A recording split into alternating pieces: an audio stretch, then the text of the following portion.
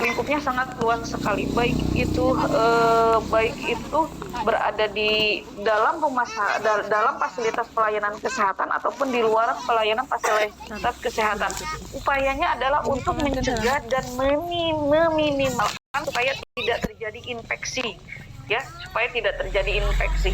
Lalu PPI juga ini bertujuan untuk perlindungan kepada setiap orang terhadap kemungkinan tertularnya infeksi dari sumber masyarakat umum dan di saat menerima pelayanan kesehatan pada berbagai fasilitas kesehatan dengan cara memutus mata rantai penularan penyakit infeksi melalui penerapan PPI. Jadi PPI ini ibu-ibu semuanya itu kita melaksanakannya itu everyday, setiap hari, dari mulai kita bangun tidur sampai kita tidur lagi itu PPI itu pasti kita kerjakan. Zamannya kita bangun tidur kita ke kamar mandi. Yang pertama kita lakukan pasti kita melakukan kebersihan tangan ataupun cuci tangan, ya kan. Bersihan tangan. Begitu juga kita pergi ke tempat kerja kita. Begitu juga kita saat pulang dari tempat kerja. Itu semuanya pasti meliputi dengan lingkup-lingkup yang namanya dengan pelaksanaan dari program PPI. Nah, PPI dilakukan terkait infeksi terkait pelayanan yaitu HAIS yang seperti saya yang katakan, ya, yang terjadi di masyarakat. Nah, apa itu yang disebut dengan HAIS, Healthcare Association Infection, yaitu infeksi yang terjadi pada pasien selama proses perawatan di rumah sakit atau di fasilitas pelayanan kesehatan lainnya. Di fasilitas pelayanan kesehatan lainnya seperti yang tadi saya ungkapkan, ya. Bisa di klinik, bisa di puskesmas, bisa di TPMB, bisa di apotek, bisa di klinik laboratorium ataupun klinik ataupun yang lainnya yang namanya fasilitas pelayanan kesehatan di PUSTU juga bisa, ya. Di mana tidak infeksi atau tidak dalam masa inkubasi pada saat masuk perawatan dan serta dapat muncul setelah pulang perawatan atau setelah dirawat, ya. Jadi intinya itu adalah HAIS ini adalah pencegahan bagaimana kitanya untuk mengetahui supaya pasien itu yang sebetulnya datang ke fasilitas pelayanan kesehatan dia tidak terjadi infeksi. Tapi kenapa pada saat setelah dia dirawat ataupun setelah pulang dari fasilitas pelayanan kesehatan kok dia jadi sakit. Nah, itu jangan sampai terjadi seperti itu, ya. Juga infeksi yang dapat terjadi pada petugas di pelayanan kesehatan karena pekerjaannya. Nah, ini adalah strategi pencegahan yang manajemen HAIS, ya. HAIS itu kita ada PAP, ada IAD, ada ISK, ada infeksi daerah operasi atau ILO atau IDO atau infeksi yang lainnya seperti probitis, dikobitus dan yang lain-lainnya. Materi bundle HAIS ini cukup luas sekali. Jika memang ada kesempatan kita punya momen waktu, kita akan bahas mengenai bundle HAIS, ya. Oke. Lanjut, nah ini adalah ruang lingkup program PPI. Nah, ini adalah bagannya. Jadi program PPI itu banyak sekali pelaksanaannya. Kalau di rumah sakit itu dari mulai gerbang masuk ke rumah sakit sampai ujung kanan kiri atas bawah, pokoknya 8 matanya semuanya merupakan program PPI. Karena program PPI ini harus tadi mencegah dan mengendalikan infeksi, ya. Nah, program PPI di sini ada kewaspadaan isolasi. Kewaspadaan isolasi itu dibagi menjadi dua, yaitu kewaspadaan standar dan kewaspadaan berdasarkan transmisi. Kewaspadaan standar itu di sini yang akan kita bahas hari ini. Ini merupakan lapisan pertama untuk pencegahan dan pengendalian infeksi. Lalu ada kewaspadaan transmisi. Kewaspadaan transmisi berarti kewaspadaan yang harus kita laksanakan berdasarkan cara penularan dari penyakit tersebut, yaitu melalui airborne, udara, droplet, ya, percikan air ludah ataupun secara kontak langsung. Ini merupakan lapisan yang kedua.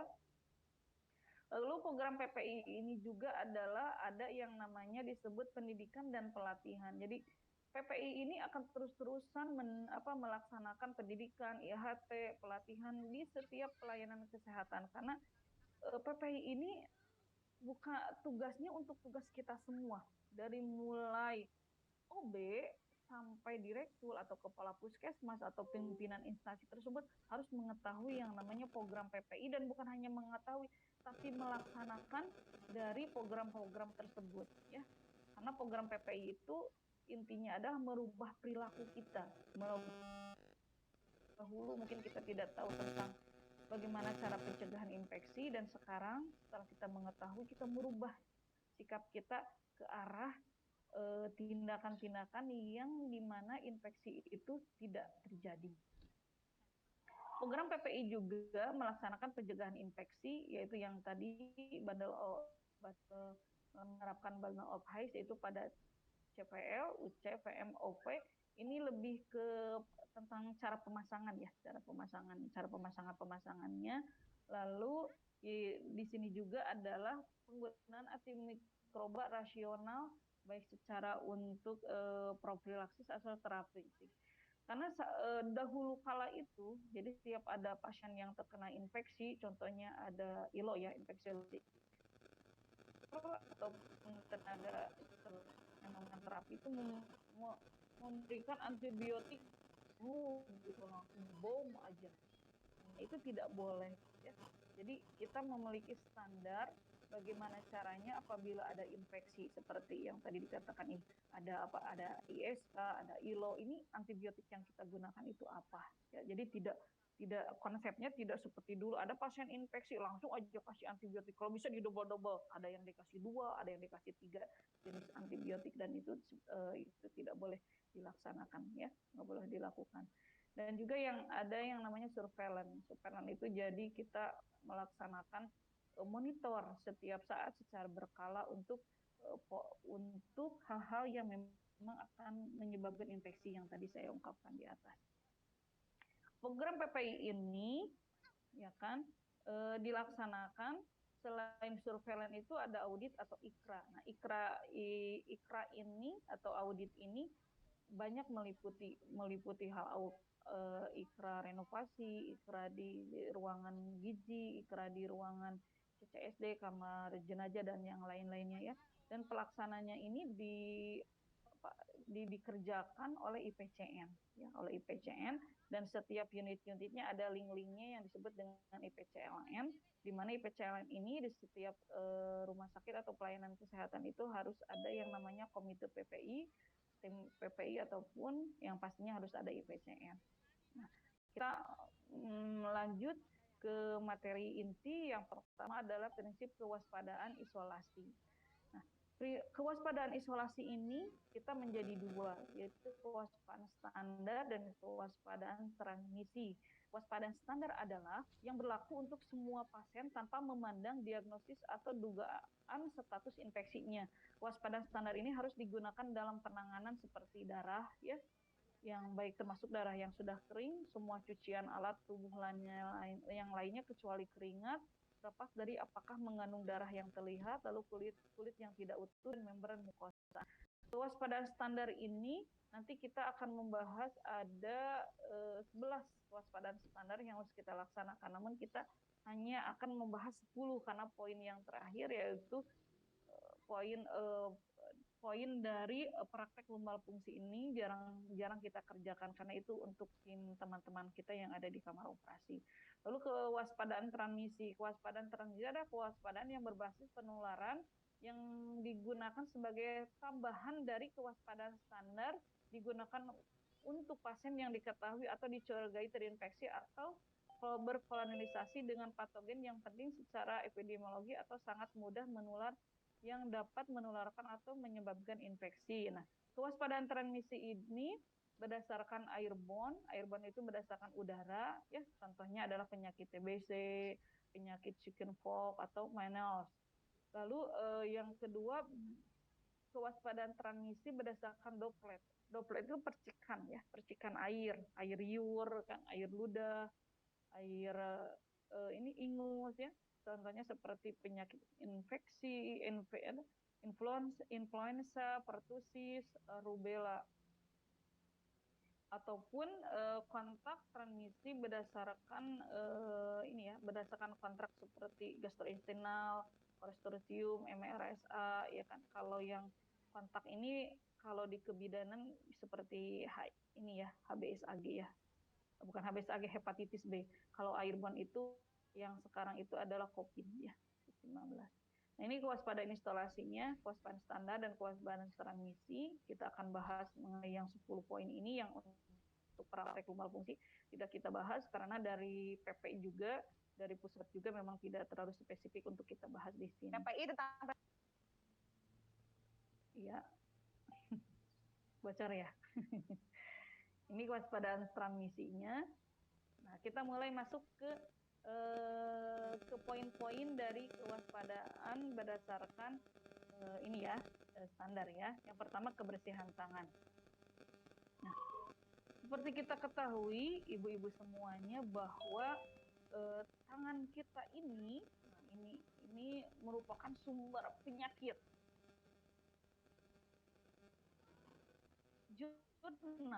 Ada jurnal yang menyatakan bahwa jurnal dari WHO ya, jurnal yang dibuat oleh WHO menyatakan bahwa yang menggunakan di kesehatan dari tangannya, dari tangannya. Itu WHO yang menyatakan ya, karena tangan itu merupakan media transmisi kuman. Nah, menurut Ibu Kosti, ini pelatih kami, ini ahlinya PPI ya, PPI Indonesia. Menurut beliau menyatakan bahwa tangan itu bagaikan pistol dan kuman sebagai pelurunya. Jika tidak melakukan kebersihan tangan, maka kita menjadi pembunuh berdarah dingin. Nah, itulah yang namanya kenapa kita harus melaksanakan kebersihan tangan.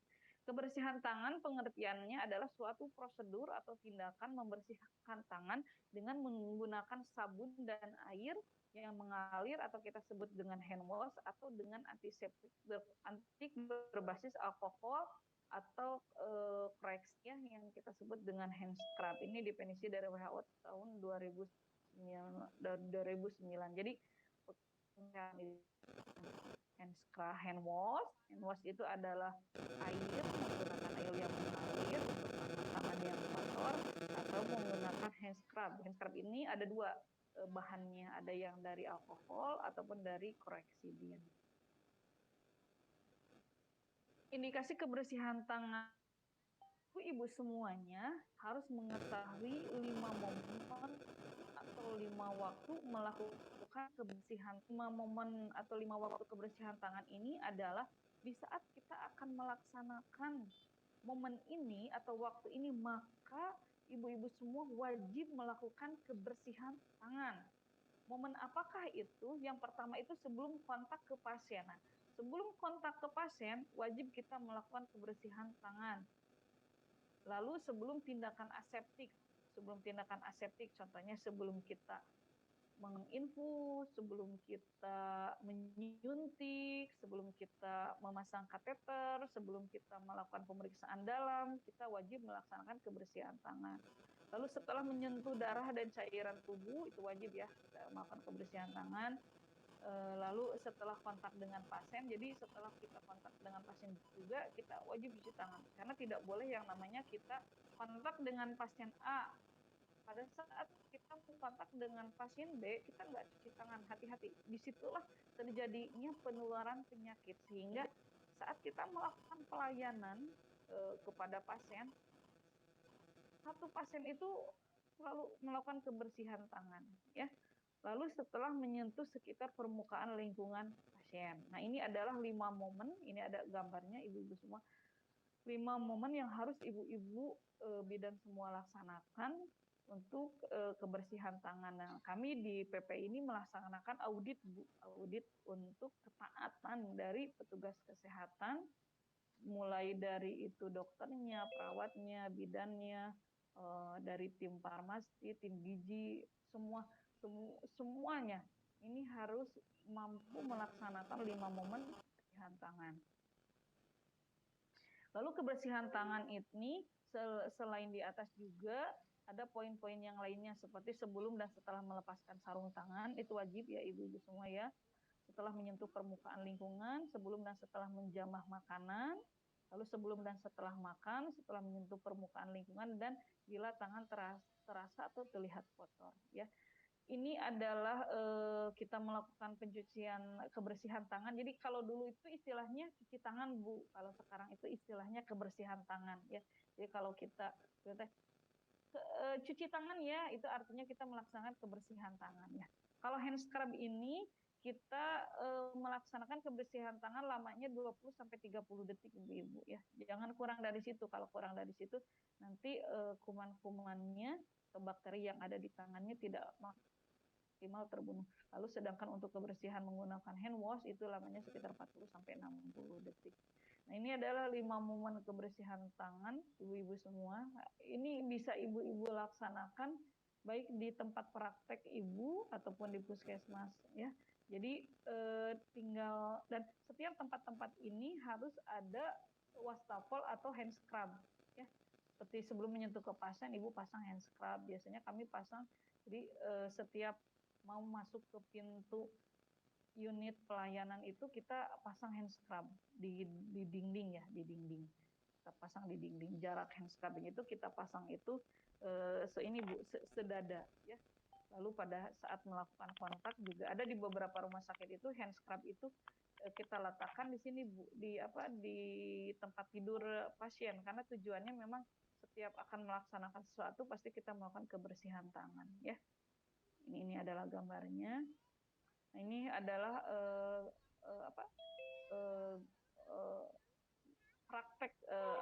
praktek kebersihan tangannya, yang ini menggunakan hand scrub, yang ini menggunakan hand wash ya. Prinsip-prinsip dalam kebersihan tangan, pastikan semua petugas kesehatan memahami 5 momen kebersihan tangan dan 6 langkah kebersihan tangan dan mampu melaksanakan dengan benar. Izin ibu-ibu semuanya, sudah tahu cara kebersihan tangan belum? Langkah-langkahnya yang 6 langkah itu. Udah Ibu. Udah ya, nggak usah diulang ya. Iya Bu. Oke, langkah-langkahnya harus betul ya Ibu ya, bisa Ibu pelajari di sini ya. Kalau memang ada yang belum tahu, bisa kita praktekkan. Tapi kalau udah tahu berarti kita lanjut ke berikutnya. Prinsip-prinsip kebersihan tangan yang pertama, pastikan semua petugas memahami 5 waktu dan 6 langkah melakukan kebersihan tangan, lalu mematuhi langkah-langkah kebersihan secara berurutan dengan baik dan benar. Tersedianya sarana atau kebersihan tangan dengan air yang mengalir dan sabun dalam dispenser tertutup atau cairan berbasis berdasarkan alkohol atau koreksidin ya. Lalu sebelum melakukan kebersihan tangan, pastikan kuku tetap pendek, bersih dan bebas dari berwarna kuku, tidak menggunakan kuku palsu, hindari pemakaian aksesoris tangan seperti jam tangan, cincin, dan gelang. Nah, ini ibu-ibu semua, saya mengharapkan ibu-ibu semua, terutama yang kontak dengan pasien, yang bersentuhan dengan pasien, itu laksanakan poin-poin ini, seperti lepaskan jam tangan, cincin, dan gelang. Saya masih banyak sekali melihat ya tenaga kesehatan yang dengan berat hati untuk melepaskan tangan, cincin, ataupun gelangnya, tetap tenaga kesehatan tersebut atau bidan tersebut melaksanakan pelayanan kepada pasien. Tolong untuk dilepaskan ya, karena kalau kita masih menggunakan cincin di tangan kita, walaupun kita melakukan kebersihan tangan, kuman yang ada di sela-sela cincin tersebut itu tidak terbersihkan, tidak tercuci dengan baik. Oleh karena itu harus kita lepaskan. Karena saya memang kebiasaan tidak memakai cincin ataupun gelang, jadi memang pola seperti ini nih Bu. Ya, jadi setiap kita melaksanakan pelayanan kesehatan itu usahakan semua aksesoris yang ada di tangan tidak lepas ya, jangan ada. Lalu jika tangan kita ada luka atau lecet, maka harus dibalut dengan pembalut yang anti air. Prinsip berikutnya adalah cuci tangan dengan sabun dan air mengalir bila tangan kita terlihat kotor ya, ataupun tangan kita ada lemaknya ya, ada minyak-minyaknya, kita harus cuci tangan menggunakan sabun. Lalu bebaskan area jika tangan kita sebenarnya memakai tangan panjang kayak gini, pada saat kebersihan tangan kita harus menggulung lengan pakaian kita itu agak ke atas ya. Sedangkan kalau tangan kita tidak terlalu kotor, kita di tangannya menggunakan hand scrub. Usahakan ibu-ibu semua juga botolnya itu harus berada dalam dispenser ya. Dispenser itu artinya eh, ada botolnya gitu. Kalaupun menggunakan sabun batang, usahakan dipotong kecil-kecil dan hanya untuk sekali pemakaian. Serta jangan lupa harus tersedia tisu ataupun ya tisu tisu towel. Kalau untuk kebersihan tangan itu tisu towel. Kalau tisu biasa pasti akan boros. Kalau tisu towel itu satu kali kita cuci tangan, tisunya itu hanya satu lembar. Satu lembar, tidak boleh lebih dari itu. Apabila tidak ada tisu, kita bisa menggunakan handuk sekali pakai, tapi handuknya sekali pakai, setelah itu dicuci. Jadi handuknya tidak boleh dulu kita waktu kuliah itu ada handuk yang menempel terus di di saku kita ya, ibu-ibu semua ya. Dulu itu saya pernah merasakan, jadi bawa handuk kita tempel di saku kita, setiap kita melakukan kebersihan tangan pakai handuk itu terus-terusan sampai selesai. Nah, itu tidak boleh karena kalau pakai handuk harus sekali pakai. Oleh karena itu, kan tisu ya, ya. Jangan dilap ke baju ya. Lalu dilakukan audit kepatuhan kebersihan tangan secara berkala. Ini adalah fasilitas dari wastafel ya Bu ya. Fasilitas dari kebersihan tangan. Jadi ibu-ibu semua, jika nanti di tempat prakteknya, di tempat praktek atau di puskesmas, harus seperti ini Bu desainnya. Jadi ini wastafel, usahakan airnya itu yang mengalirnya. Bagusnya ini jangan yang seperti ini ya Bu ya, cari yang kerannya itu kita tutup dengan siku kita ya, dengan siku kita. Dan ini airnya harus mengalir selama 24 jam. Jangan sampai airnya itu tersendat ya. Lalu harus ada sabun dan tempatnya, ini hand wash-nya kita gantung ya. Lalu setelah itu ada tempat tisunya. Ini tempat tisunya di dalamnya ada tisu towel. Jadi untuk satu kali cuci tangan itu tisunya hanya satu Bu. Jadi tidak boleh kita itu melakukan kebersihan tangan terus ambil ada 4 lembar langsung kita ngeringin, nggak boleh tuh Bu. Dan satu lembar tisu itu selain membersihkan tangan kita juga termasuk salah satunya untuk menutup keran ini. Jadi setelah kita melakukan kebersihan tangan, lalu kita ambil tisu, keringkan tangan kita, dan tisunya itu selanjutnya untuk menutup dari keran ini ya. Lalu berikutnya fasilitas yang harus ada adalah poster. Poster yang berisi ini adalah 5 momen kebersihan tangan, dan ini adalah langkah-langkah. Jadi ada gambar tentang 5 momen kebersihan tangan dan gambar dari hand wash tersebut. Jadi dari kebersihan tangan yang menggunakan hand wash. Kalau nanti ibu hand scrub, contohnya ibu nih ngegantung hand scrub ya di tempat praktek ibu atau di puskesmas, ini posternya tetap seperti ini Bu. Yang berubah ini adalah ininya, langkah-langkahnya ya, langkah-langkahnya. Kalau yang pakai wastafel itu berarti gambar langkah-langkah yang hand wash. Kalau yang hand scrub berarti langkah yang hand scrub ya. Dan ini harus selalu ada Bu. Setiap ada ini pasti ada ini ya. Ini untuk sebagai mengingatkan kita, takutnya kita lupa atau takutnya kita tidak berurutan melakukan kebersihan tangannya. Dan yang paling utama juga harus ada tempat sampah Bu ya. Tempat sampahnya harus ada 2, harus yang tempat sampah yang diinjak. Jadi kalau di tempat praktek ibu, di tempat praktek bidan ibu, tempat sampahnya yang tidak diinjak mungkin sebaiknya dibawa ke rumah aja ya Bu ya, jangan di tempat praktek.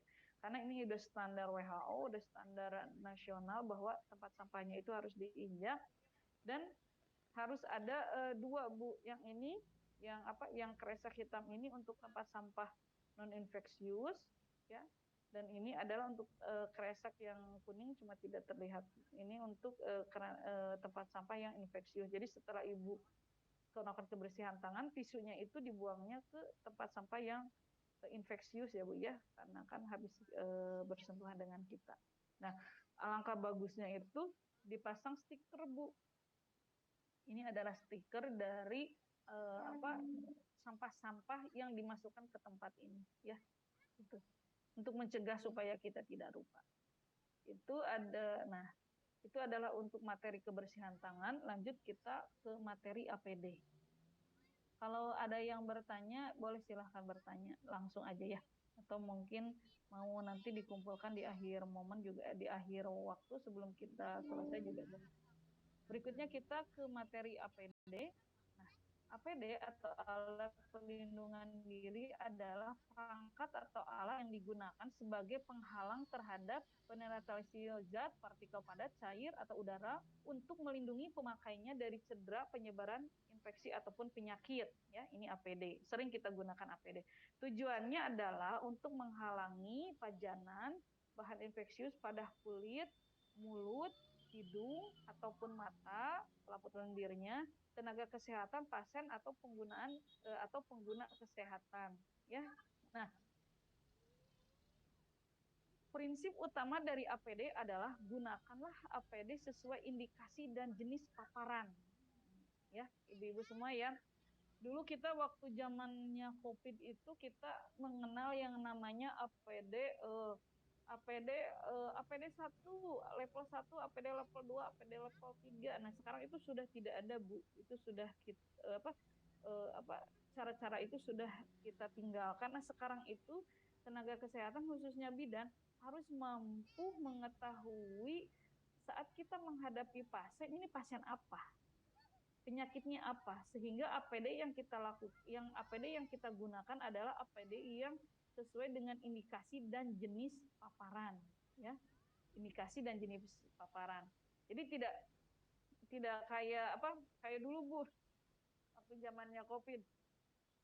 Saya suka lucu gitu ngelihat teman-teman saya yang sangat care terhadap dirinya.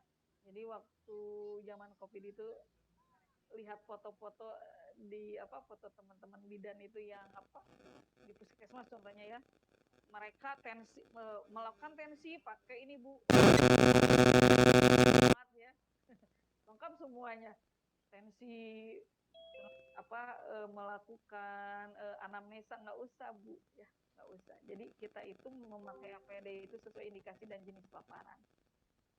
Nah, jangan lupa bahwa pada saat penggunaan APD itu harus benar caranya dan melepaskannya juga harus benar. Karena sesuai dengan survei ataupun jurnal, penularan infeksi terjadi pada tenaga kesehatan itu 70% itu dari APD yang dilepaskan tidak secara benar, ya. Seperti itu. Dan APD ini harus dikumpulkan setelah dipakai. Nanti kita bahas. Nah, prinsip penggunaan APD harus digunakan sesuai dengan risiko paparan.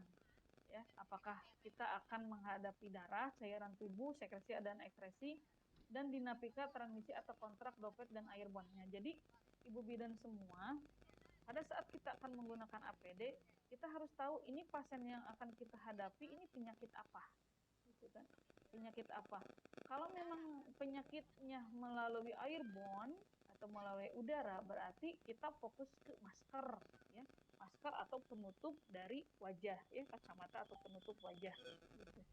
Jadi kalau itu penularannya, jadi sehingga pada saat ini kami ini di rumah sakit, Bu, pasien-pasien COVID kan masih ada ya, COVID ini masih ada di rumah sakit, dan kami ini menganjurkan kepada tenaga kesehatan, perawat ataupun bidan yang di ruangan COVID itu, mereka tidak memakai hazmat, Bu. Jadi mereka pakai gaun biasa aja.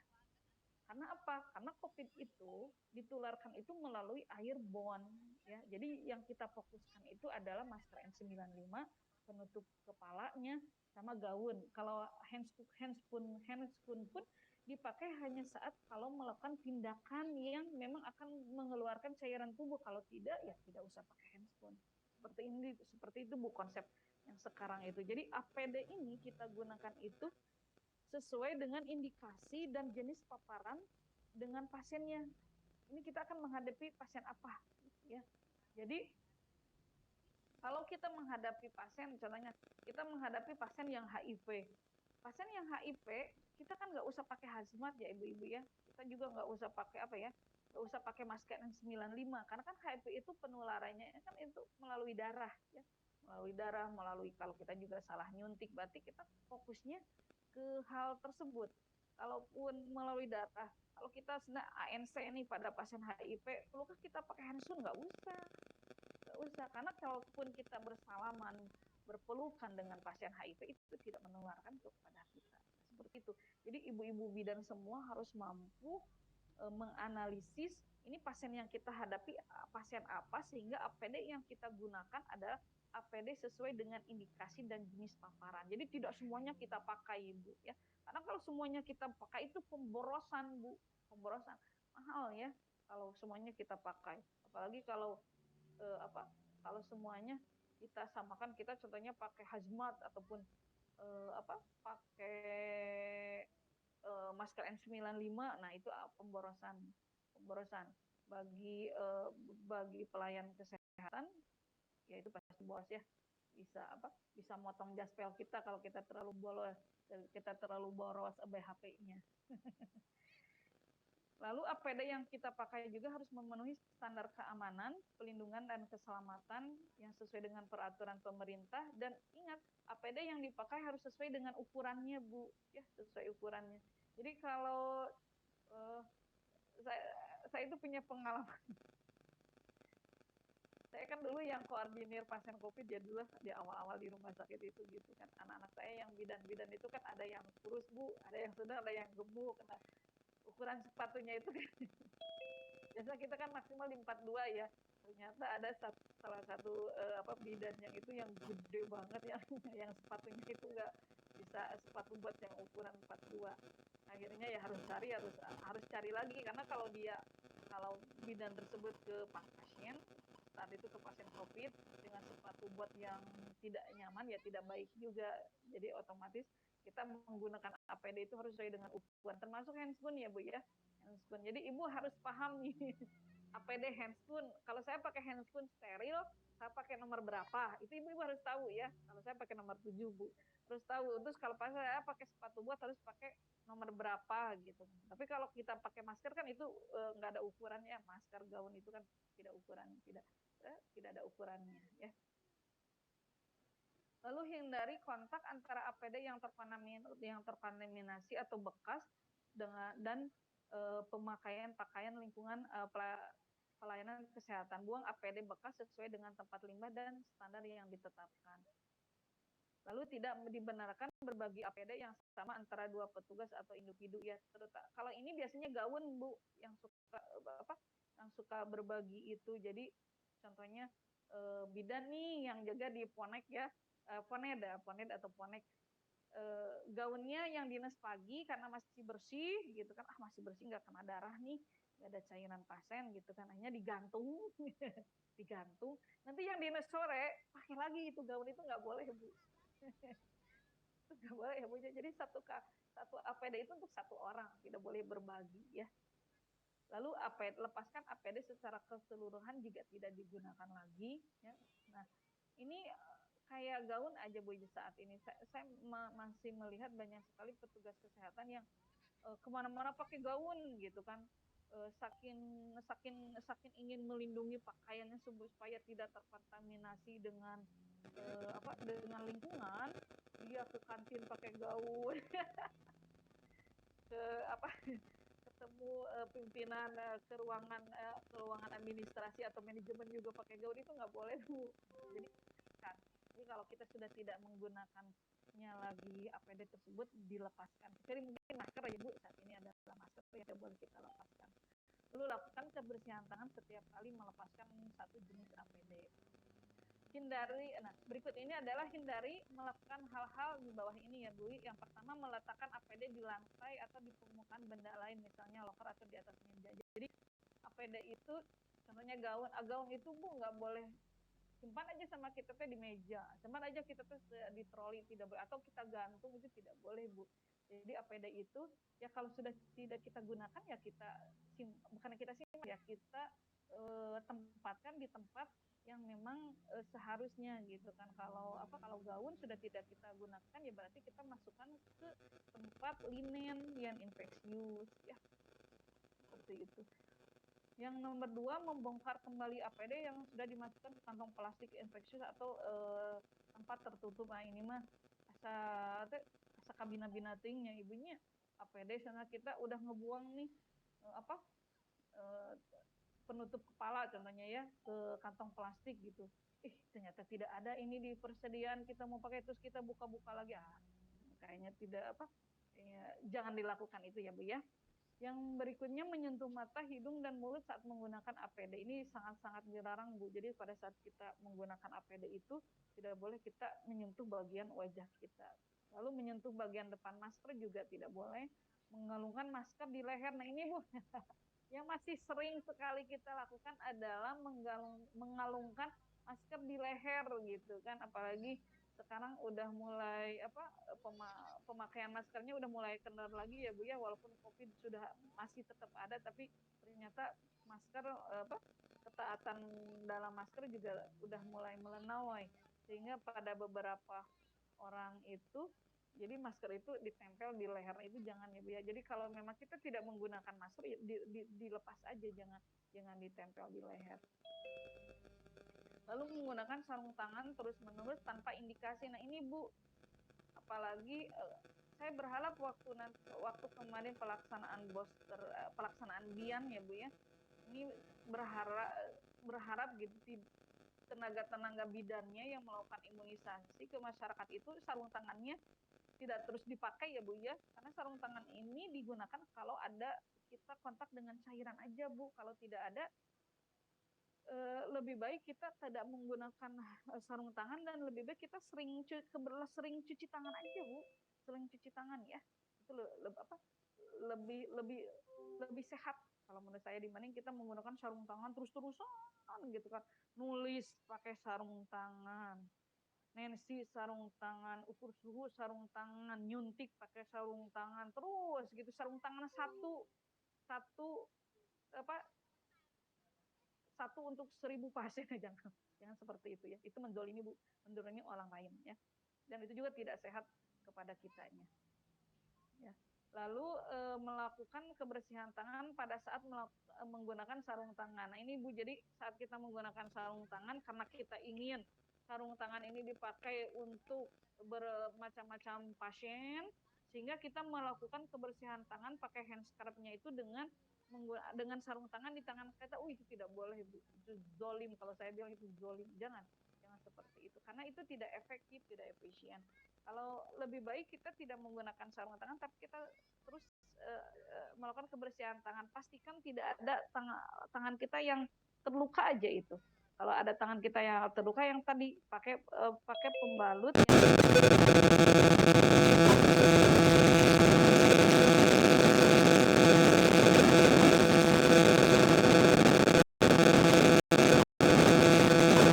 pelindung kepala atau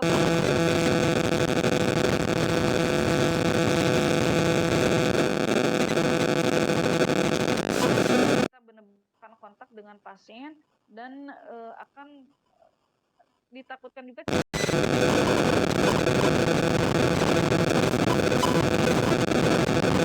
kerudung nih, apakah tetap menggunakan penutup kepala atau tidak. Nah, jadi kalau untuk yang di kerudung,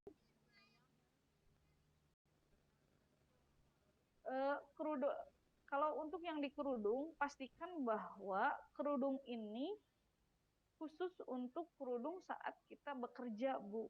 Jadi pakaian kerja kita itu harus ada dua. Jadi pakaian yang dari rumah itu tidak boleh sama dengan pakaian kita saat ke pasien. Jadi otomatis kita harus ganti baju dengan pakaian kerja yang memang khusus untuk di tempat kita bekerja ya. Nah, kalau untuk yang menggunakan kerudung, apakah perlu memakai topi? Boleh memakai topi Bu, jika memang bidan tersebut kontak dengan berbagai macam pasien, terutama pasien yang penularannya itu cukup besar ya. Men, aya anu anemia. Oke. Terutama bidan-bidan yang contohnya yang bekerja di kamar operasi ya, ininya memang mereka itu pakai penutup kepala, dan itu harus dimasukkan ke dalam baju, jadi tidak boleh melebar ya, karena kan kita akan bekerja. Berikutnya adalah ini kacamata pelindung atau kacamata wajah ya, ini kacamata Google, ini face shield yang kita untuk melindungi mata, hidung, dan mulut kita. Ada masker, Bu. Kalau ini masker N95. Nah, masker N95 ini pada saat kita menggunakan, jangan lupa kita harus melakukan tindakan fit test. Jadi fit test itu adalah penekanan di bagian hidung dan penilaian kerapatan dari masker N95 tersebut. Ya, itu namanya fit test. Lalu ini masker KN95 dan ini adalah masker bedah. Ya, masker bedah. Lalu ini adalah gaun. Gaun ini adalah gaun steril, Bu. Gaun steril yang memang bisa kita cuci ulang. Ini gaun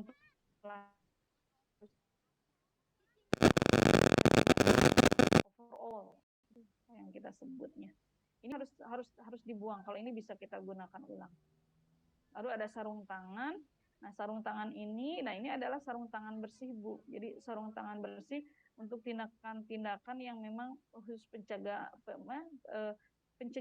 Sedangkan ini sarung tangan steril itu khusus sarung tangan yang untuk kontak dengan pembuluh-pembuluh darah pasien, ya. Pembuluh darah pasien kita harus melakukan sarung tangan steril, dan ini sarung tangan rumah tangga, ya. Sarung tangan steril dan sarung tangan biasa itu atau sarung tangan DTT ini hanya sekali pakai. Sedangkan sarung tangan rumah tangga ini kita bisa gunakan beberapa kali pakai. Lalu ada sepatu bot, ya, ada sepatu kerja, dan ada sepatu di tempat kita bekerja, ya. Ini sepatu kerjanya bisa bentuknya seperti ini atau bisa yang memang intinya prinsipnya, Bu, prinsip menggunakan sepatu ini dia harus tertutup. Jadi kalau sepatu yang Ibu gunakan di tempat kerja pada saat Ibu kontak dengan pasien, ini ada bolong-bolongnya, sebaiknya dihindari, Bu, karena ini harus benar-benar tertutup. Tertutup tujuannya apa? Takutnya ada darah yang menetes, ataupun ada gunting, ataupun jarum, atau pisau. Itu kalau dia ada bolong-bolong itu kita terluka. Tapi kalau ini tertutup seperti ini, nah ini bagus. Jadi kalaupun ada cairan seperti air ketuban, darah, terus kita contohnya menjatuhkan jarum, ya, itu nggak kena ke kaki kita, ya. Nah, ini adalah contoh dari pemakaian APD. Jadi kalau kita memang di nurse station itu kita cukup APD-nya seperti ini, masker sama penutup kepala. Nggak usah pakai handscoon, ya, Bu, ya. Kita pakai hand scrub aja cuci tangannya. Nah, ya, ini kalaupun ini saat kita kontak ke pasien, ya, seperti ini APD-nya, ya. Jadi APD yang kita gunakan ini pastikan harus sesuai dengan indikasi dan jenis dari paparan tersebut, ya. Ini adalah alat pelindung APD-nya yang macam-macam tadi. Nah, APD itu kan ada yang kita sekali pakai, ada yang di reuse atau digunakan ulang, Ibu, ya. Nah, ruangan tempat pemakaian APD perlu diingat Ibu-ibu semua. Ruangan tempat pemakaian dan pelepasan APD itu harus terpisah, jadi tidak boleh bersatu, ya. Di ruangan tempat pemakaian APD diletakkan di lemari yang mudah dilihat dan tertutup. Jadi harus tertutup, apakah lemari kaca seperti itu. Lalu di ruangan pelepasan APD harus terdapat wastafel yang dapat digunakan, ya, yang mengalir selama 24 jam airnya. Lalu ada tempat sampah infeksius, ada tempat sampah non-infeksius, dan tempat atau ember terpisah untuk APD yang akan digunakan kembali seperti sepatu atau kacamata Google. Maksudnya ini tempat ember atau terpisah itu di mana si APD tersebut akan kita gunakan ulang. Kan kalau sepatu sama kacamata Google itu kan kita nggak sekali pakai, ya, Bu, ya. Jadi otomatis dia harus ember terpisah. Nah, nanti dibersihkannya itu di bagian CSSD, atau kita juga bisa nanti membersihkannya. Nanti saya akan ajarkan gimana kita bisa membersihkan kacamata Google ataupun sepatu buat, ya. Nah, ini adalah tabel penggunaan pelindung diri. Ini tabel-tabelnya. Sebenarnya kalau saya, karena ini adalah slide dari PP, Bu, yang waktu kita zaman COVID, bisa Ibu pelajari. Tapi kalau prinsipnya yang tadi, kalau saya itu menggunakan APD itu, saya akan lihat yang tadi prinsip utamanya. Ini pasien yang kita hadapi, pasien penyakitnya apa, jenis paparannya apa, gitu. Itu aja prinsipnya. Jadi kita tidak boros. Kalau kita contohnya di PK nih, kita mau nolong pasien yang bersalin, ini pasien bersalinnya ada penyakit apa, gitu kan? Apakah ada HIV enggak, ada HBsAg enggak, TBC tidak, gitu kan? Apakah ada penyakit asma atau apa? APD yang kita gunakan sesuai dengan pasien tersebut. Lalu bagaimana kalau kita tidak mengetahui nih, contohnya di bagian triase ya, di awal di bagian pendaftaran, kita tidak tahu ini pasiennya itu penyakitnya apa, ya kita berarti otomatis gunakanlah APD yang sesuai standar. Kalau memang kita di bagian triase yang memang tugasnya untuk mensortir pasien yang infeksius dan infeksius, berarti ya dia wayahna harus menggunakan masker N95 ya, masker N95 pakai gaun kan, pakai reslin gitu kan. Sedangkan kalau handstone kita gunakan hanya pada saat melakukan tindakan-tindakan yang aseptik atau bersentuhan dengan pasien. Ini cara pemasangan APD, ibu-ibu semua sudah lihai lah ya cara menggunakan pemasangan APD. Ini urutannya bisa nanti pelajari, dan cara pelepasan APD yang harus kita pastikan ada saat selesai kita melepaskan sarung tangan itu wajib melakukan kebersihan tangan ya Bu ya. Ini ada urutannya.